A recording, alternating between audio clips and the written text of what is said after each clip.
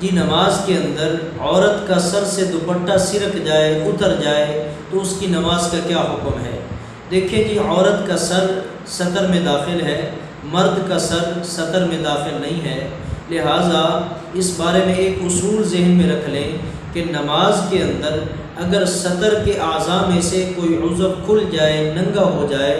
تو اس کا اگر چوتھائی حصہ ننگا ہوا ہے، کھلا ہے، اور اتنی مقدار نماز میں کھلا رہا جتنی دیر میں 3 دفعہ سبحان اللہ سبحان اللہ سبحان اللہ آرام سے کہا جا سکتا ہے، تو پھر اس صورت میں نماز ٹوٹ جاتی ہے۔ اگر اس مقدار سے کم یعنی چوتھائی حصے سے کم سطر ظاہر ہوا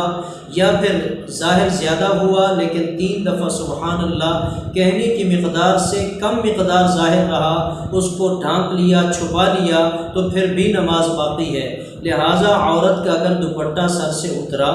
اور چوتھائی حصہ یا اس سے زیادہ اترا اور پوری نماز یا پھر ایک رکن ادا کرنے کی مقدار یعنی 3 دفعہ سبحان اللہ کہنے کی مقدار تک وہ سطر یعنی سر کا حصہ ننگا رہا اور چوتھائی حصے سے زیادہ ننگا رہا، تو پھر اس کی نماز نہیں ہوگی، ٹوٹ جائے گی۔ اپنے سر کو ڈھانکے اور ڈھانکنے کے بعد پھر جو ہے نماز نئے سرے سے شروع کرے۔ اور اگر ذرا سا سر کا ذرا سا آگے سے ظاہر ہوا، چوتھائی سر کا حصہ ظاہر نہیں ہوا یا پھر زیادہ ظاہر ہوا لیکن فوراً دوپٹے کو صحیح کر لیا عمل قلیل کے ذریعے سے، تو بھی عورت کی نماز باقی رہتی ہے، نماز نہیں ٹوٹتی ہے۔